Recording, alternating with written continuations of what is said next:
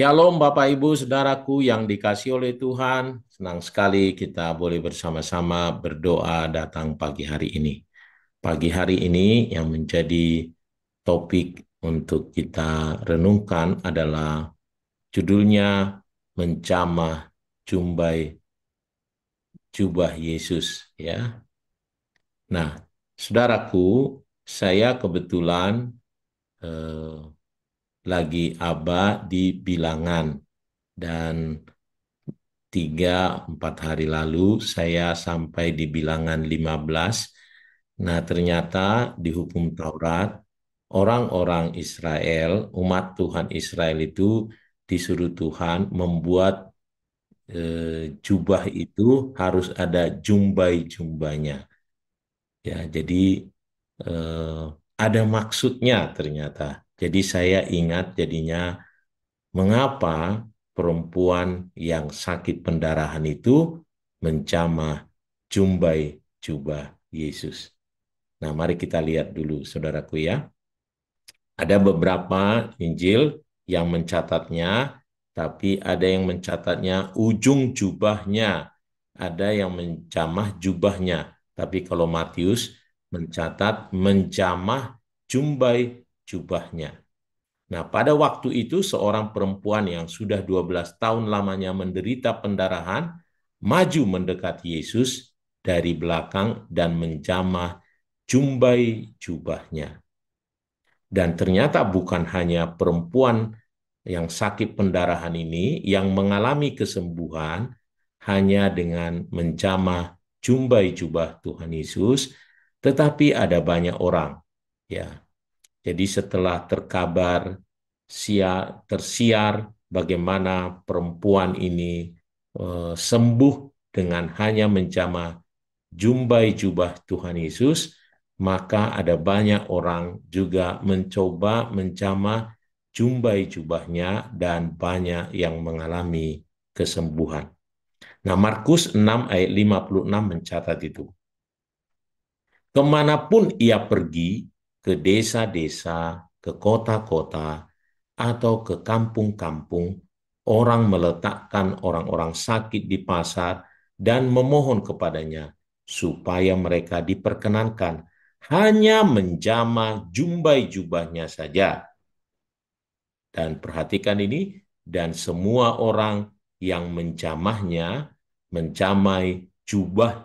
jumbai jubahnya itu menjadi sembuh. Nah, ini luar biasa, saudaraku. Nah, apa sih jumbai jubah? Nah, saya coba cari, saudaraku. Nah, jumbai jubah, nah ini nih jubah, saudaraku, ini ada di ujung-ujungnya ini dibuat, nah itu jumbai-jumbai. Nah, ini yang saya baca, saya katakan tadi di bilangan 15, di sana dimaksudkan Tuhan mengapa orang Israel disuruh membuat jubah dengan ada jumbai-jumbainya. Nah, berbicaralah kepada orang Israel dan katakanlah kepada mereka bahwa mereka harus membuat jumbai-jumbai pada punca baju mereka, turun-temurun. Jadi itu yang dilakukan oleh Tuhan Yesus, mengapa jubahnya memiliki jumbai, ya. Karena itu perintah dari Tuhan dalam Taurat ini supaya mereka secara turun-temurun memakai jumbai-jumbai pada punca bajunya. Dan dalam jumbai-jumbai punca itu haruslah dibubuh benang ungu kebiru-biruan. Maka jumbai itu akan mengingatkan kamu. Apabila kamu melihatnya kepada segala perintah Tuhan, sehingga kamu melakukannya dan tidak lagi menuruti hatimu. Jadi menjadi pengingat bahwa kita harus mengikuti perintah Tuhan. Atau matamu sendiri seperti biasa kamu perbuat dalam ketidaksetiaanmu terhadap Tuhan. Maksudnya supaya kamu mengingat dan melakukan segala perintahku dan menjadi kudus bagi Allahmu. Nah, saudaraku, ada 3 yang dilambangkan dari jubah ini. Yang pertama adalah bahwa Tuhanlah Yahweh yang adalah Tuhan yang menjadi pemegang otoritas dan kekudusan Allah. Nah, jadi perempuan ini ternyata bukan karena sekedar pegang jubah Yesus, enggak, karena dia tahu arti dari jumbai itu. Makanya yang dipegang adalah jumbainya. Nah, jumbai itu melambangkan otoritas dan kekudusan Allah. Nah, perempuan itu secara tidak langsung mengakui bahwa Yesus adalah Tuhan. Yesus adalah pemegang otoritas. Ya, bagi dia tidak ada yang sukar. Ya, Yesus juga sebagai pemegang dan pemenuh hukum Allah. Ya. Nah, yang kedua, lambang jumbai itu artinya adalah sebagai tanda, karena kita harus mengingat perintah Tuhan, itu adalah ya sebagai tanda iman dan pengharapan. Karena kalau kita ikuti perintah Tuhan, itu berisi janji Tuhan, bisa mengalami pemulihan, dan ketika dia pegang jumbai itu, dia percaya bahwa apa yang dinyatakan dalam Taurat akan terjadi atas hidupnya. Ya, ini menunjukkan imannya yang besar kepada Tuhan. Dan yang ketiga adalah sebagai tanda janji pemulihan, karena firman Tuhan itu adalah berisi pemulihan. Itu sebabnya dia percaya, saya pegang, pasti saya akan sembuh.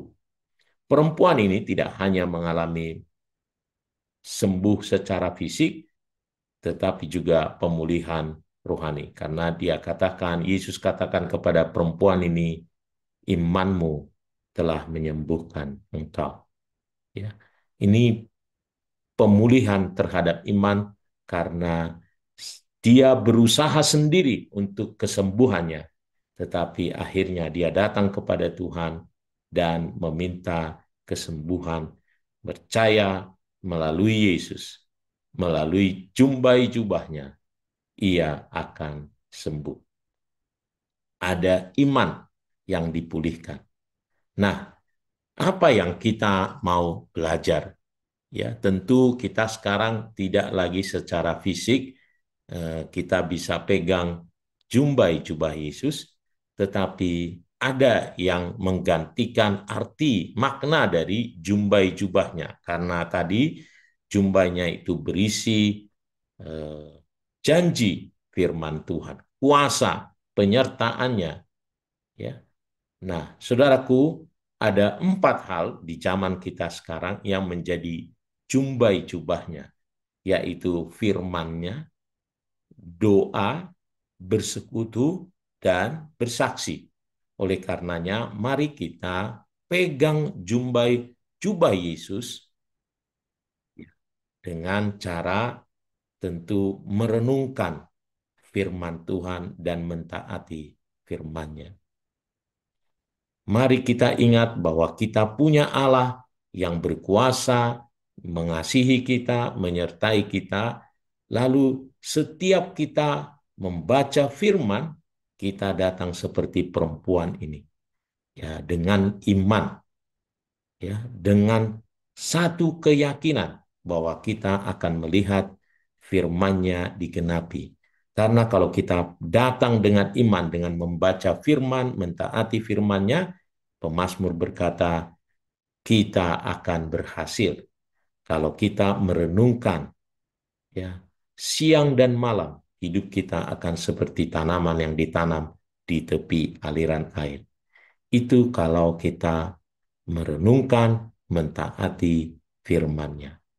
Lalu kalau kita datang berdoa kepada Tuhan, haruslah seperti perempuan yang satu pendalan, datang dengan iman. Barang siapa berdoa datang kepada Tuhan, ya, apa yang diminta, apa yang dicari, diketuk, pasti dia terima, dia akan mendapat, dan pintu pasti dibukakan. Ya, Yesus sendiri berkata, kamu tidak mendapat apa-apa karena kamu tidak berdoa. Mari kita berdoa dengan iman seperti halnya pagi hari ini. Jadilah seorang perempuan yang sakit seperti sakit pendarahan ini ketika kita datang berdoa dengan satu kepastian, Tuhan pasti dengar doa kita. Nah, yang ketiga adalah bersekutu. Ketika kita bersekutu, firman Tuhan katakan, Dia ada hadir di sana. Mari kita yakini setiap kita komsel ke gereja, kemanapun bertemu dengan saudara kita pasti dikuatkan. Karena Tuhan hadir di sana. Dan yang keempat adalah kita harus menyaksikan kebaikan Tuhan, membawa jiwa bagi kemuliaan Tuhan. Kenapa? Karena dengan demikian janji Tuhan, penyertaannya, mujizatnya terjadi. Apapun yang tantangan, persoalan, kalau Tuhan bersama-sama dengan kita, siapa lawan kita? Mari Bapak Ibu, mari kita datang kepada Tuhan ketika kita baca firman. Mari kita ketika kita datang berdoa, bersekutu, ketika kita melakukan kesaksian, menyatakan, membawa kabar baik. Mari kita ingat bahwa itu sama dengan kita sedang datangi Tuhan kita dan pegang jumbai jubahnya. Tuhan Yesus memberkati kita, Bapak Ibu.